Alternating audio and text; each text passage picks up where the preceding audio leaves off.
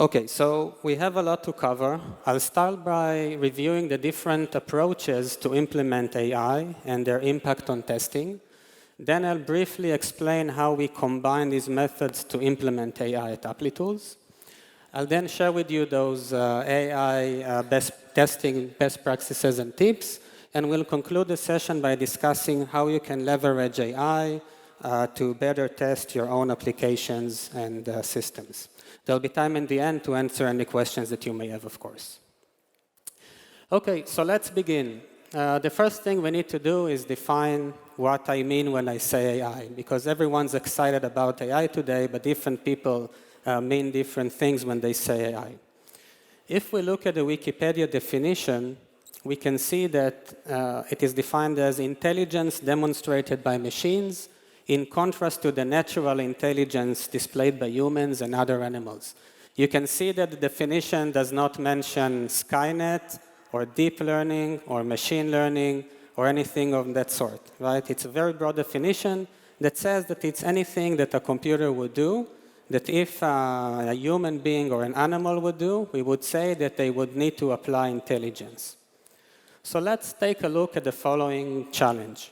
We want to build a computing system, a program, that would take two rectangles as input and decide if they are overlapping or not.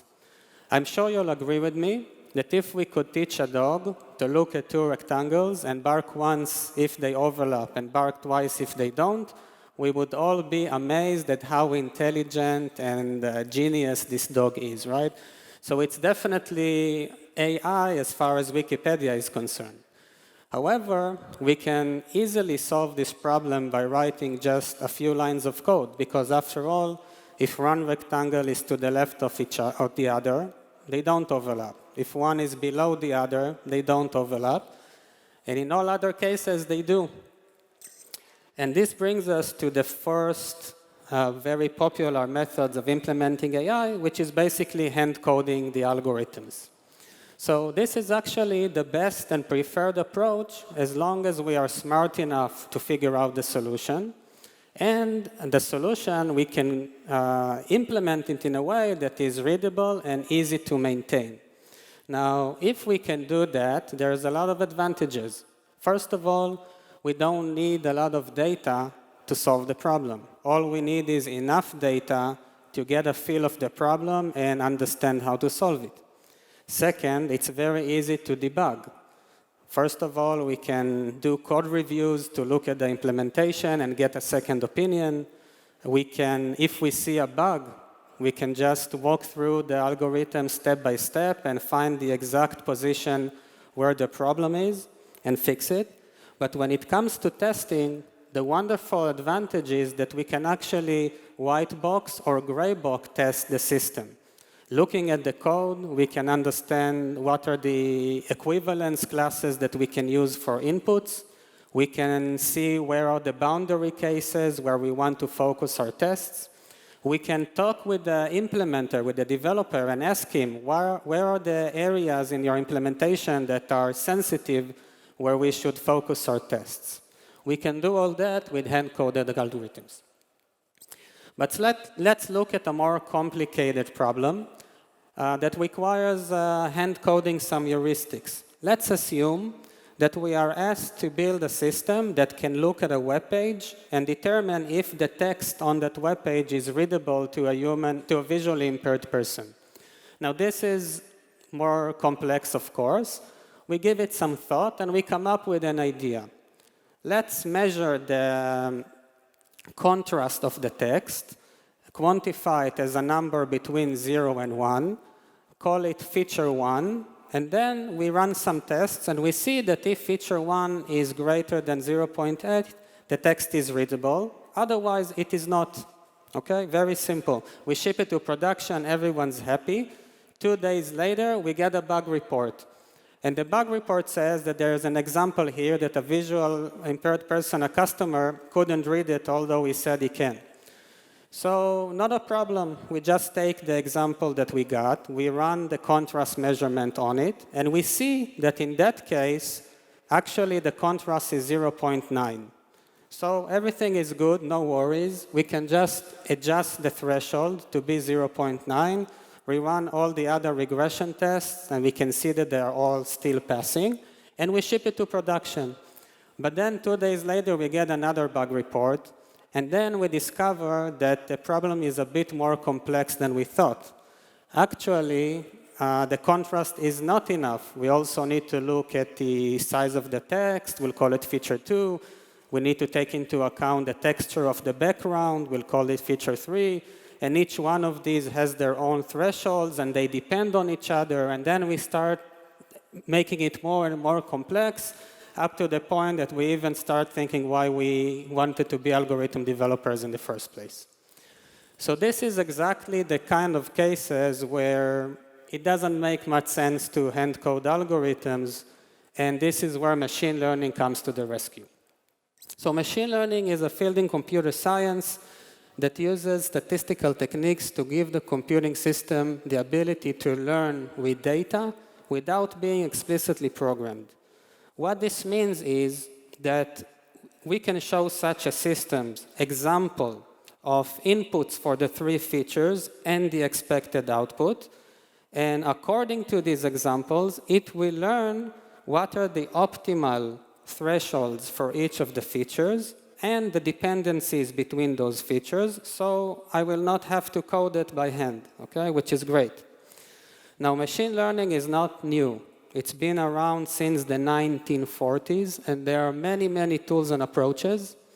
We will be focusing, for the purpose of the talk, on artificial neural networks. Now, in the next few slides, I'm going to explain in very high level how neural networks work. The purpose is not to make you be a data scientist, but just so you understand the complexities and the limitations of the systems and how they impact testing. And you will also be able to appreciate the tips and best practices that I'll suggest later. Okay, so let's take a look at the neural network. It's a computing system that is vaguely based on the way that the human brain works. It consists of an input layer that has a node for each of the inputs to the system. In our case, we had 3 features, so we will have 3 input nodes. It also has 1 or more hidden layer and an output layer that together compute the probability of each output given some input. So in our case, we had 2 outputs, true or false. Is the text readable or not? And because of that, we will have a probability of true and 1 for false. If we zoom in on the hidden layer, we can see that each node is a very simple computing device. It is called an artificial neuron. And the way that it computes its value is as follows. It takes inputs from all the neurons to its left. It associates a weight with each one of them. So input x1 is associated with weight w1, input x2 associated with weight w2. And the way that it computes the output is it performs a weighted sum of all the inputs, passes it to an activation function, which normalizes the result, and this result goes as input to all the neurons to the right. So it's a very, very simple mechanism.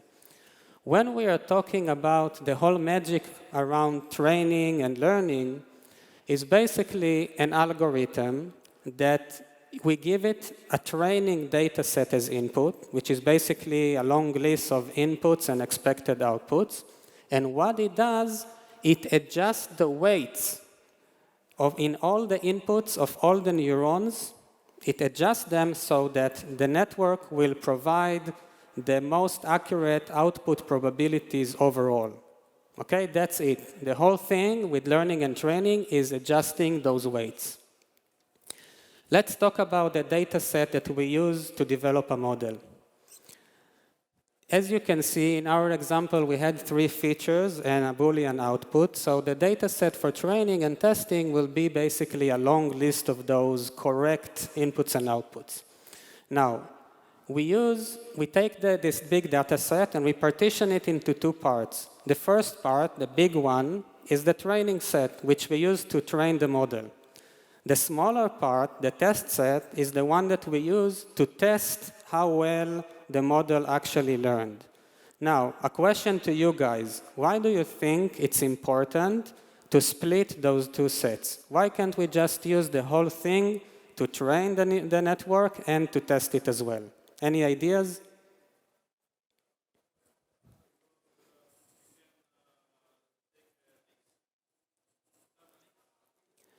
Data leaks, what do you mean by that?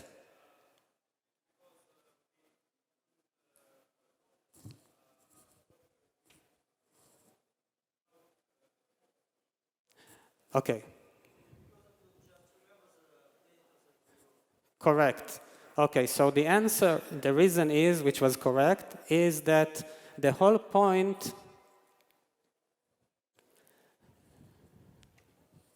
Okay, the whole point of training a network is so it would be able to give us outputs for data, for new data, for the data that we didn't show it, right? Otherwise, we already have the table with the inputs and outputs. We don't need a network. So if we don't split those data sets, we risk the network learning by heart, 100% accurate, this training data, but it will be completely useless if we show it new data, right? So by partitioning those data sets, we are able to teach it with some piece of data and test it on new data and see how well it learned. So the process by which we develop a model is as follows. It's a sequence of experiments, okay? We take a model, or the previous, a new one, or the one that we now have, and we use the training set to train it again. And then we evaluate the accuracy of the model and other properties using the test set. Now, if the result is less accurate than the previous model, we just throw away that one and try something else. What can we do? We can add more data to the data set. Perhaps we don't have enough data, so we can add data. We can choose different features. Maybe feature 1, 2, and 3 are not good. Maybe we need 4 and 5. Maybe we need to replace some of them. We can change the structure of the neural network. We can add more hidden layers, add more nodes in the hidden layers. These are things that the data scientists know how to do. And they repeat those experiments until they get a model that is better. And then they use that and take it to production. Now, machine learning is indeed a fantastic tool. But like everything in this world, it comes with challenges. The first challenge is that feature extraction is difficult. Coming up with those features, you need a domain expert that understands how to choose them, because there can be infinite number of features. You need to choose the good ones. And second, even extracting features from the raw data can require building algorithms. If you recall from our text readability example, I talked about computing contrast of text, and computing texture of a background, and things like that. You need an image processing expert to be able to know how to do those things. But beyond that, what happens if you have a model and you got it to a certain level of accuracy, and it's not good enough, but you just cannot make it any better? You tried everything. You tried more data, different network architecture, tried different features. Nothing works. You're stuck. And what happens if the problem is very abstract and you cannot even think about what features to use? Okay, these are really limitations that machine learning has.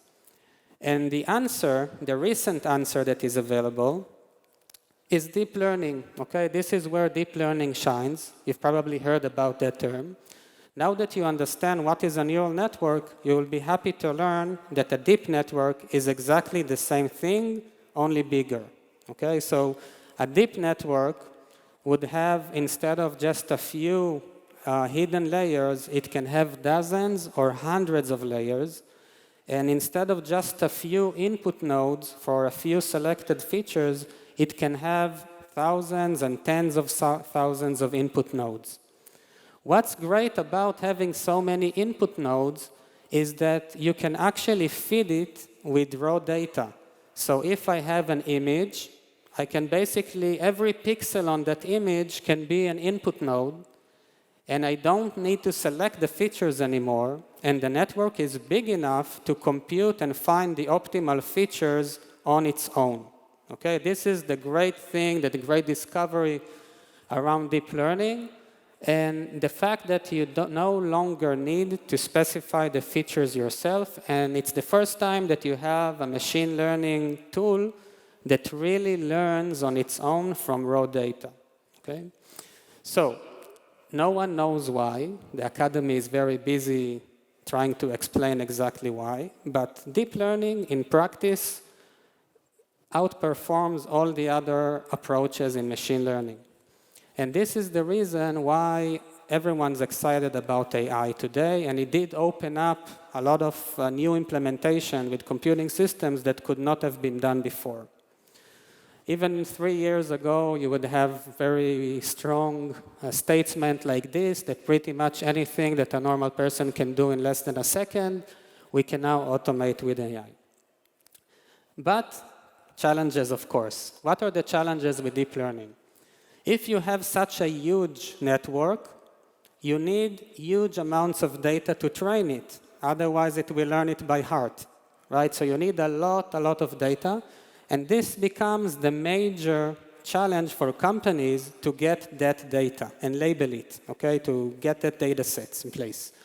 So we're talking about huge investments in algorithms and manpower to harvest data, to automatically label it or manually label it. A lot of time and money. Because the network is so big and we need to compute all those weights for so many neurons, experiments now take hours and even days instead of minutes with a small traditional network. Just think how difficult it is to develop a system where you go to work in the morning, you start an experiment, and only in 3 or 4 days, you'll be able to see if you got an improvement or not. It's very difficult. And of course, it's also expensive to train and run because you need a lot of hardware, a lot of computing power to do that.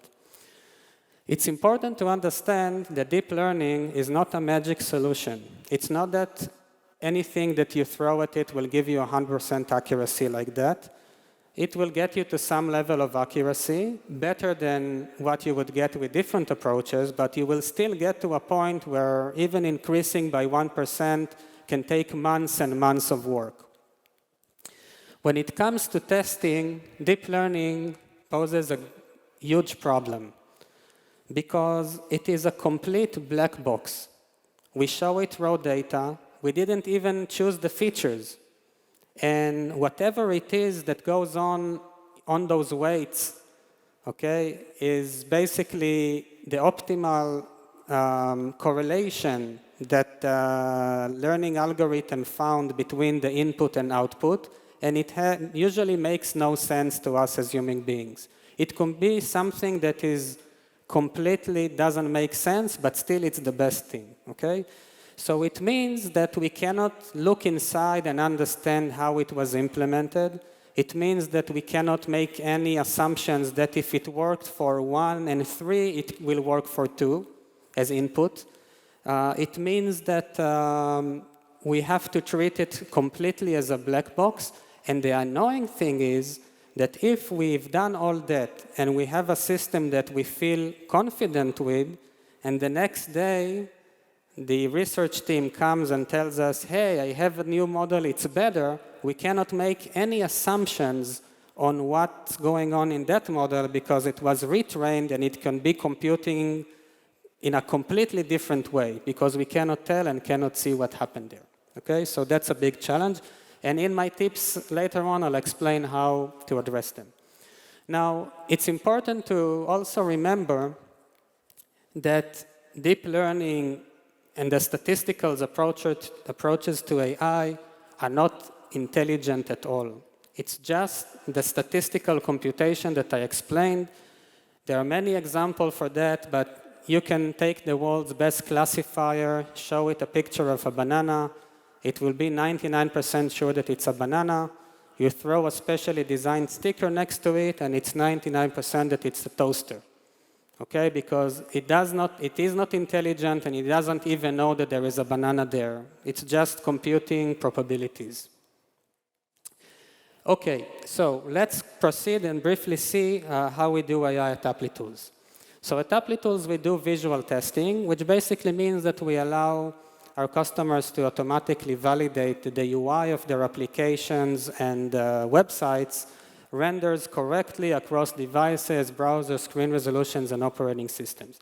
So just to explain what is the difference from UI testing, which is the most popular form of functional test automation, where you test the functionality of an application through the UI, let's look at a few examples. So this is like a very, I guess that everyone here probably has a test like this. You have a login system. You want to make sure that if someone tries to log in without providing the username and password, he gets an error message, right? So the way that we would write a UI test for that, in this case, it's with CYPRESS, but it would look just about the same in all other frameworks, is that in line 3, you would visit the login page. Then in line 5, you would click the sign-in button. And then in line 8 to 17, you'll have a bunch of assertions that basically make sure that there are 2 error elements and they have the correct text and that the sign-in button is still there so you can click it. Very basic, and it does the job. However, what happens if another developer on the team or in a different team changes the CSS of the website for his own needs, but accidentally affects the login screen? All of a sudden, the button is shorter, and it has a different background color, and the text is different, and the color of the text is different, etc. Of course, our UI test will continue to pass because it is not asserting or validating all those things. But what would happen if that same CSS change would actually cause the text of the error message to be white? Okay, because for that developer, the background was black, so it made sense, okay? So in this case, we can argue that the functionality is broken because the user doesn't see error messages, right? But our UI test will continue to pass because the elements are there and they have the correct text. So this brings up a bigger question. How can we even test the UI at all automatically, right? Because an average web page has hundreds of elements, and each of them has dozens of attributes that affect the way they get rendered on the screen. And we can't really expect test automation developers to write thousands of lines of assertion code in each step in their test just to make sure that everything is in place. And even if they could, what about different devices and viewport sizes that cause the UI to look a bit different? What about different browsers that use different layout engines that give a different interpretation to the same code? What about elements that don't even have, GUI components that don't have elements to assert on, like images, canvas, WebGL, etc.? And the annoying fact that even if we don't change a line of code in our product, every time a dependency updates, like the browser, for example, it can introduce new incompatibilities with your existing code, so you can't really even focus your test on the areas of change. The answer to that is visual testing. And the way that you do it with Applitools is that we provide you with an SDK that you integrate into your test, and you can write a visual checkpoint. What this visual checkpoint does is that it grabs a screenshot of the current state of the application, compares it with a baseline image that defines how the application is expected to look like at this point. And if there are any differences, it fails the test. Very simple. In that failure, you have a link that takes you to a dashboard where you can decide if to see the difference with your eyes, and you just simply accept or reject it. If it's a bug, you reject it and open a bug. If it's a valid change, you just accept it, and then that screenshot becomes the baseline for subsequent test runs. So you might ask yourself, okay, we understand you're comparing images, showing differences, failing tests, but why do you need AI to do that? What's the problem to compare two images? So the truth is that it is a very, very difficult challenge that I've been dealing with for the last few years of my life. And I'll give you some hints of the complexity and why we need AI to do that. So first of all, there are many reasons for that. I'll just show you one. when you render a page on your screen and you render it again, it can look exactly the same to you as a human being, but the underlying pixel can be severely different, okay? So one very common example is what is called anti-aliasing, okay? Let's see an example of it. So we have a navigation bar at the bottom that has a tab, a playlist tab, and you can see the text there is white. If we would look at the DOM, we would see that the color of the font is white. However, if we look at the magnified pixels, we can see that there are many pixels that have different shades of blue. Okay, these are anti-aliasing pixels that are added by the graphics card, and their purpose is to make the font seem smoother to us, okay, which is a good thing. But when it comes to comparing images, that's a problem, because if we render exactly the same page, having, let's say, on a different computer or on a dev machine versus a machine in our test lab, we'll actually get different anti-aliasing pixels. I'll toggle between the two slides so you can see how different those pixels can be. There can be many of them. Now, the reason this happens is because anti-aliasing is not a universal algorithm that everyone implements the same, right? It's just a feature. But if we are just comparing pixels, we will see all these differences, and they are completely invisible to the human eye. Okay, so in order to ignore so many pixels that are different and understand that a human being cannot see them, but still not ignore very few pixels that are very important. For example, the difference between a minus and a plus can be just 4 pixels, and we see it very well, right? So we need a model that can emulate the human vision, so we can understand what are the changes that a human being can see, and what are the changes that you cannot see. More examples. When you do change a page, and you know the UI changes all the time. Let's say you change the margins of elements or put something new there. Then, of course, things shift, and then the whole, if you compare pixel by pixel, the whole thing is different, right? But then it's impossible to tell what else changed. Maybe it's not just a shift. Maybe there's a typo somewhere. So algorithms that can basically ignore differences that are due to things shifting around and show you content differences. Okay, this requires AI. The ability to compare 2 screenshots from different devices. We can see that there is the logo moved at the top. But beyond that, because of the different form factor, the images are different, and the text will span, the paragraph would span on a different number of text lines. Okay? Being able to not highlight all of that as differences requires a lot of sophisticated algorithms. And to conclude, when you are running your test suite, testing thousands and tens of thousands of checkpoints on different devices and browsers and screen resolutions, it is very likely that there is a change in your UI that will appear in hundreds of checkpoints.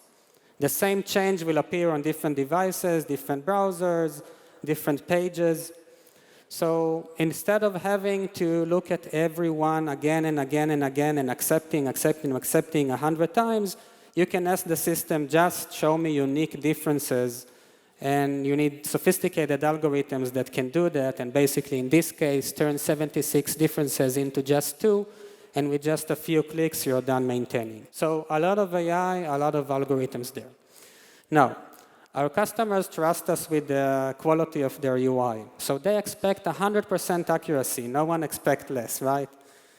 So we are not 100% accurate, but we did get to a single false positives out of 1 million checkpoints, which is very, very high accuracy, and we continue to work on that. How can we get to this level of accuracy? So the reason is that there is no one deep learning network that solves all our problems. We basically take the challenge that we are faced with, and we break it into dozens of smaller problems, and we solve each one with the best approach, as I explained before. A lot of the challenges are solved with hand-coded algorithms. Many of them are solved with classic machine learning tools, and some are solved with deep learning. In some cases, we combine multiple approaches on the same sub-problem and then choose the one that gave us the most reliable results. And overall, it allows us to get to this high level of accuracy. Now, I'd like to share with you a process, an evolutionary process of how we switched method on a certain problem. To be able to compare the images on different devices, we basically have to understand the structure of the page. We need to understand the different sections on the page, the columns. We need to understand where there is text, how the text combines into paragraphs, where there are image elements. And we need to do it by just looking at an image. Now, in order to do that, we have to solve a very basic problem that is very difficult to solve. Given a segment on the page, which is a small red rectangle here on that image, just decide if this small rectangle is part of an image or text. Why is this so complicated? Because we can have text appearing inside images, and we can also have images appearing inside text, like emojis and special characters. So it's a very difficult problem to solve. When we first started out, we actually used a hand-coded algorithm to figure this out. And it was very, very difficult to maintain. It was me pulling my hairs like this with constant adjusting thresholds and adding another else, if-else statements, etc. At some point, we decided to move to a neural network. And after a few months of work, we got to a neural network with 15 features. Of course, to do that, we established a test set, which is a benchmark. And we got to 95% accuracy. Just out of curiosity, we took the hand-coded algorithm that we had, and we ran it on that test set. And we found that it was just 84% accurate, so it was a huge improvement. However, we worked for almost a year, and we couldn't get beyond that 95% accuracy, and we needed more. So we tried a deep neural network on the same problem, and we actually reached 98% accuracy with a deep network. So that was, which is what we're using today, and it's good enough. Now, this is like the progression of methods that we tried that eventually got us to where we needed to be. Let's continue to the third part of the talk, and we'll talk about tips of how we can test AI-based systems. Okay, the first tip is very, very important. And it says that you should test the test set. Okay? As we discussed, when we evolve the model, the way that we determine if it is better is the test set. This means that if your test set does not represent the real world where the system is going to be used, you're not capable of determining if the model will work in that environment. Just to give a few examples. When we're talking about text readability, if, for example, your entire test set only has text in English, who knows what will happen in Russian? Maybe it will work, maybe no, you have no idea. If the test set only has small texts, what will happen if there is all of a sudden a page with a lot of big text there? Who knows? If the test set only has text that is dark, over a bright background. What happens if all of a sudden there is a page where the background is dark and the text is bright? Okay, so you can do it as a quality team. You can actually go over the test set and see that it is comprehensive enough. This is the most important thing, that you need to make sure that the test set is of high quality. Tip number 2 suggests that accuracy is not always the only thing that matters. Throughout the talk, I mentioned accuracy, accuracy, accuracy. We measure the accuracy. We want to improve the accuracy. That is correct. However, the model also have other properties, and I'll give you an example. When I want to classify a segment into text or image, we can think of a spectrum of options. On the left-hand side, we have the case where there is pure text. No one of us will think that there is an image here on the left-hand side. Just text on a white background, very simple. We don't want, and there is no reason for the network to ever make mistakes there. Right? If it does, it's very severe. We won't be able to collect and treat all those texts as being in a paragraph because there's an image inside all of a sudden. So it has very bad effects on the system if we go wrong here. Similarly, when we look at the image on the right-hand side, there is no trace of a text there. We never want the model to be wrong there. But in the middle, there is a gray area. There is image and text. If the model will tell you that there is text there, you will look and say, I understand. Okay, there is text. I forgive you. On the other hand, if it will ignore the text and say that the whole thing is an image, you can say, yeah, he did a good job. He saw that it's an image, and he didn't get confused with the text. Very good job. I forgive you for this mistake. So if you neglect to look at those other requirements, you can end up with an experiment where you have a more accurate model. However, it is more accurate on the gray area and less accurate on the cases where you don't allow it to be wrong. And then if you use that, the system will be worse. It will perform not as good as before, even though the model is more accurate. Okay? So you should keep that in mind. How do you avoid these things? First of all, traditional regression tests. Okay? You have cases where you know that you don't want to make mistakes. You run those tests. They never should fail. That's one option.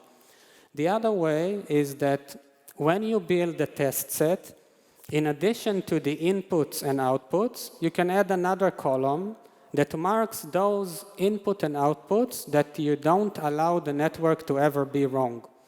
In that case, when you run a new experiment, even if the accuracy is better, you have an automated indication that you have actually failed a few input-output predictions that should not happen, and you can just immediately reject that or decide what to do with it. Okay?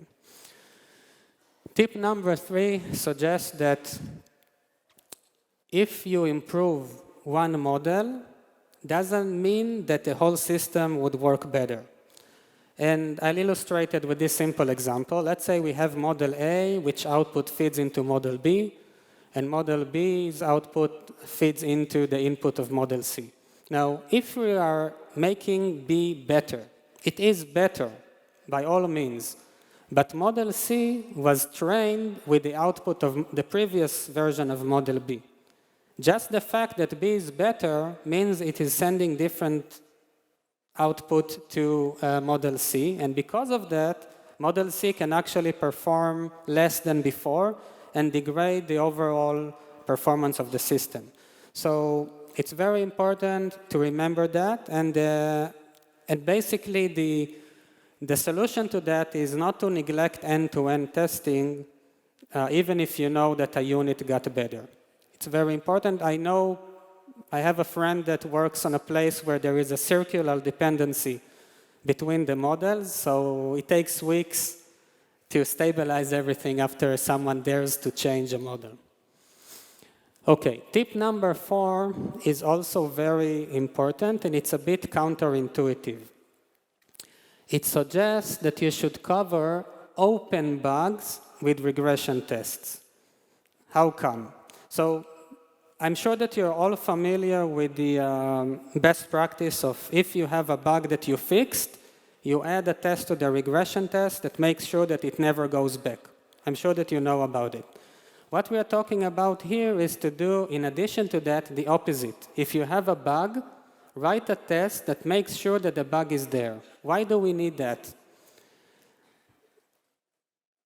The reason is that it gives the algorithm developer an automated feedback loop that is very important. Let's say that I'm running an experiment and I get a model that has less accuracy. So I can just throw it away. However, if I'm running those negative tests and all of a sudden 10% of them fail, what does it mean? It means that this model, although it's less accurate, actually solved the weakness in the previous model.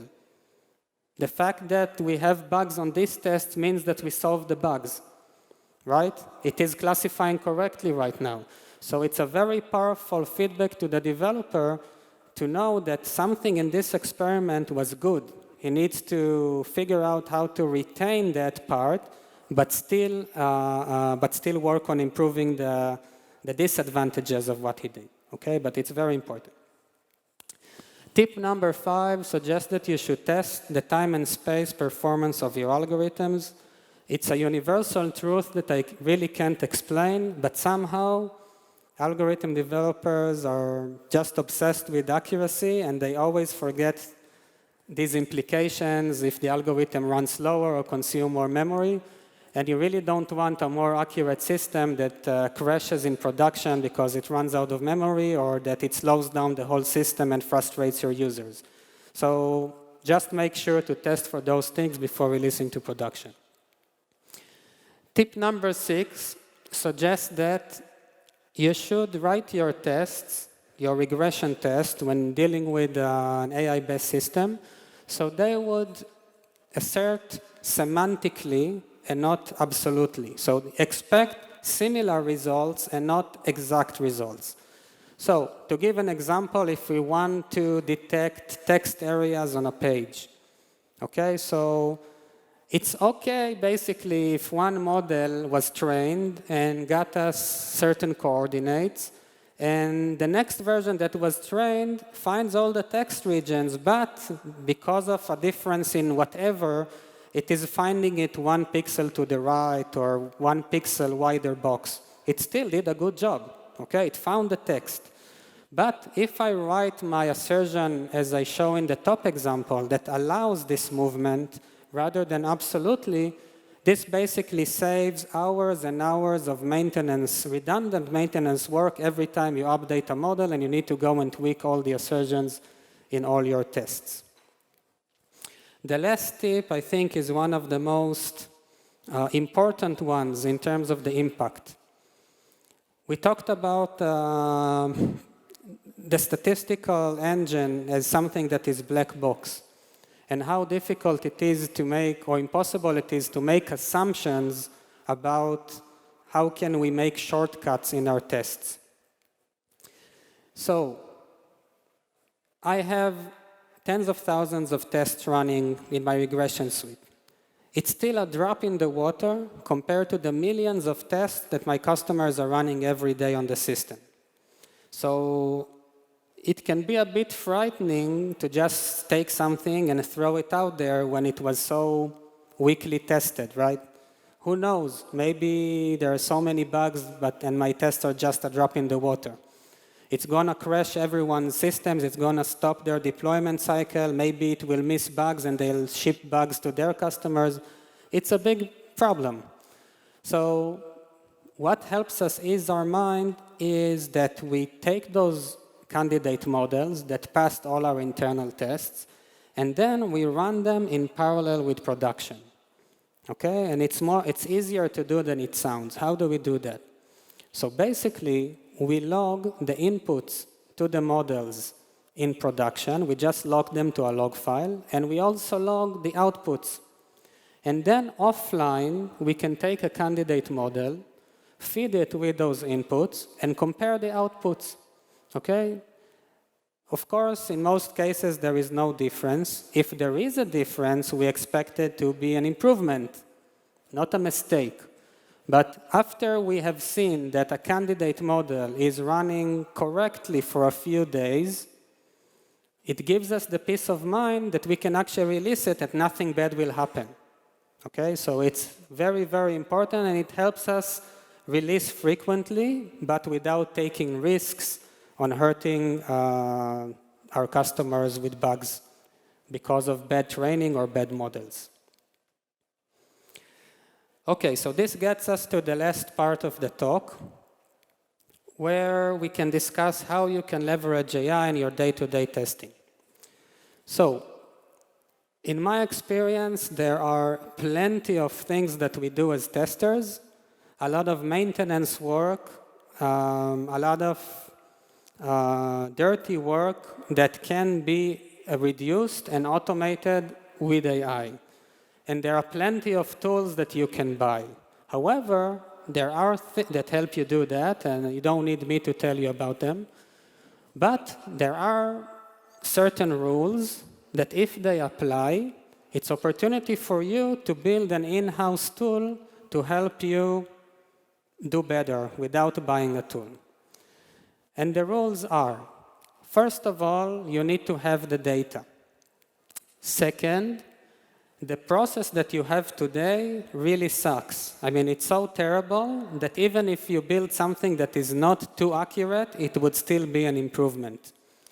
Third, you replace something with an automated tool where it is easy for you to detect an error and recover from an error. If those true cases hold, you can definitely go and try to build it on your own. Otherwise, don't even try, just buy a tool, and you'll be in a much better state. Let's look at an example of how these things apply, something that you can do. And the example is self-adjusting locators or self-healing tests. You've probably heard about it. A lot of the tool vendors are pitching this idea. And a lot of the open source tools like Selenium IDE and others are just provided built in. And let's see why it's something that is easy to build, and you can build it on your own and add it to your Selenium framework very easily. The idea is this. Today you have element locators in your test that you need in order to find the elements and assert on them. The problem is that when that UI changes, the locators break, and then you need a developer. The test will fail. A developer needs to realize that that's the cause, go into the code, find a new best locator, replace the code. Anyway, everyone hates doing that. It's the thing that we have to live with when it comes to automation. What is the idea behind self-adjusting locators? Basically, you start from the same point. You write the best locator. The developer does that. But now, when the test is running and you locate that element, you basically automatically detect 50 other ways to locate the element. And you save it in the database. Now, every time the test runs, a subset of these elements will continue to match. Some are completely garbage and they will be cleared out. But during those runs, there will be a subset, maybe 10 or 20, that will continue to match. Now, when the UI changes, it could be that maybe that first locator that you used will break, but now you have 20 other options.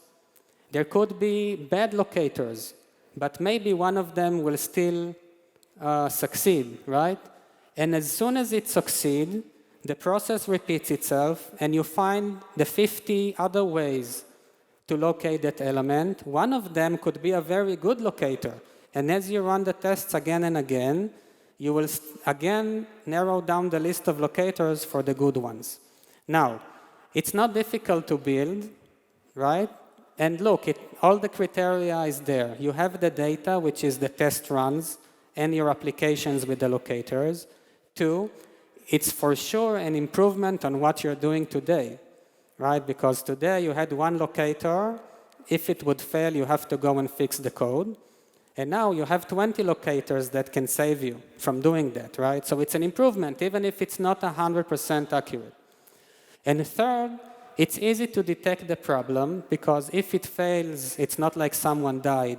All that happens is the test will fail, and you will just need to go and find that one locator and do it manually like you do today all the time. Okay, so this is an example of something that you could do and is well worth the investment and can save you a huge amount of time maintaining your tests. And you can take the same rules and apply them to other things that require maintenance. Maybe you can start collecting statistics on bugs that correlate with source file changes, or tests that fail as part of that, and start narrowing down the number of tests that you run on every commit, perhaps based on what's changed. Again, at the end of the day, or every couple of hours, you can run the whole test suite. It will still give you faster feedback, even if it's not 100% accurate. If you have your test results, you can build a statistical engine that will look for the unique errors, so they would appear first. Okay, so again, you will read the whole thing, but even if it's not 100% accurate, some of the unique results will appear first. It will give you faster feedback on some new errors that you found. Similarly, deduplicating the logs, like we do with Applitools, just looking at the unique ones. You can do the same thing on your log files. Again, it doesn't have to be 100% accurate. Let's say you'll have few duplicates, but it's better than having hundreds of duplicates. So it's things like that you can do. You can build it in-house and save a lot of time on your work. And with this, I conclude the session, and I will be happy to take your questions. Thank you.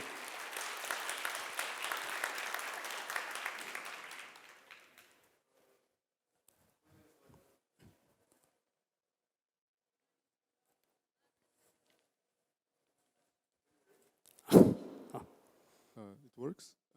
Thank you for a very interesting article. My name is Vladimir. I also started to work with something like this. And thank you for a very interesting idea for self-adjusting locators. But what do you think about auto code generation? So, for example, it's not only about locators. So, for example, developers added new element, like a new field area or select element or whatever. And your test is failed. But you have in your network kind of algorithm which can identify this element, and it can identify class of this element and can generate the code. So next time when you run this test set, it will pass. So it seems like the same outcome at the end to what I've described. So it will probably can work. It sounds a bit more difficult to change code and submit and commit it. It could then not compile or so, but it will get you to the same end result. So I think it's doable. Sounds to me.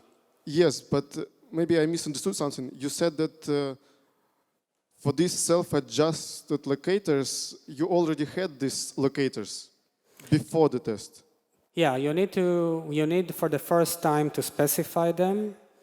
And manually, and in the test you have to say for the first time I want to click something. The test cannot write itself. So when you say it for the first time, you place the initial locator. But from that moment on, as long as the system will self-adjust in runtime, it doesn't need that locator anymore. It has its own set. Only if none of these work, you have to go in and manually adjust it again. Okay, thank you. Okay. The next one. Yeah, hello, thank you for your talk. I found it really interesting, thank you. My question was around how do you harvest data for your training set? This is like a global question, but like how do you approach it in Applitools? Okay, so actually, it's a very good question. It is, so one of the advantages that companies that do, AI, deep learning and things is having unique data. Otherwise, anyone could do it. And for us, what is working very well is that we have tens of thousands of users that are running millions of tests every day. So we have a huge database of both images and if it's websites, the DOM as well, that helps us harvest the data. Now, the uniqueness of this set, let's say that you would want to build something like that, you can crawl the internet, right? You can crawl the internet and find web pages and HTML of that. So this will only give you just a shallow coverage of maybe websites, but not applications, not mobile application or anything like that.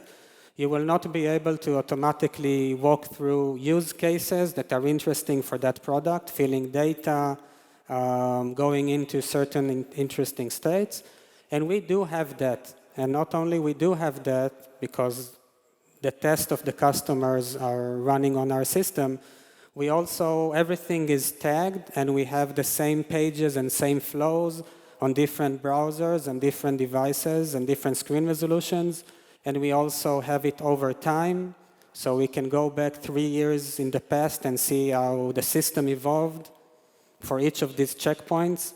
So we have an abundance of data. But even then, let's talk about the problem of text versus image. Tagging labeling the data is still a huge challenge. And instead of writing an algorithm to solve the problem, your team is writing algorithms to label the data. So just to give an idea, let's say you think that if you have the DOM, it solves the problem because it tells you what's on the image. That's complete nonsense. If you have a div that has a text in it, you have no idea where the text appears inside the div. Even in the browser itself, you cannot know if a certain element is visible or not. It could be outside the screen, there could be something covering it. Let's say that you have something and on top of it a div with semi-transparency. Is it visible or not? You cannot say. So to clean the data and be able to automatically tag, you have to write a lot of algorithms that try to understand the DOM and clean it up and try to figure out what things would look like compared to the image, so you'll be able to figure out what's really there. More than that, even feeding the training to the neural network. It's not that you can take an image this big and feed it. You need to slice it into images of a certain size that would fit the input of the network, right? So you actually need, if you look at an application, the majority of the application is the background, right? So how can you select the tiles that would be interesting, that will have both text and image and background? How can you avoid selecting tiles that are all the same and ending up with something, with not training the system with something that is very homogeneous? So you need algorithms that will be able to evaluate what are the tiles that I'm extracting, so I'm not just focusing everything on background or everything the same as what used to be before. How can I create this variety of training data, right? So, and basically, it takes, a team of experts to work years to get this going. And, I have a friend that works in a security company, and they have a product that they need to detect a violent scene. Okay, like looking from a camera, something violent going on, it should give an alert. So these guys actually hired a film director. They have extras that every day go to this big hangar where they have a setup like of an office or like a terminal in an airport or whatever. And there are actors there that are acting, and they are filming them from all kinds of angles, and there's an army of people that are labeling the scene. So it's a huge amount of effort collecting the data and labeling. It's very difficult. Yeah. Does it work? Cool. And the last question.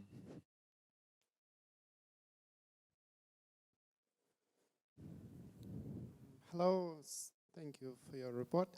I'd like to know how does this intellectual validation of an image comparison performance to, I don't know, Selenium check of the page? Okay, so first of all, the check is very quick. Even on a very big page, it can take 500, 600, 700 milliseconds. It's very fast. The thing that takes most time is actually uploading the image. It depends on the network. It could be somewhere between 1 to 3 seconds. On the other hand, with this thing, you validate the whole page. It's the equivalent of 10,000 assertions, and it's much more fast than if you would have to write a Selenium test and run it. And it's definitely more fast than having a manual tester looking at the screens with his eyes and figuring and finding out the things on his own. Thank you. It's fast. Thanks.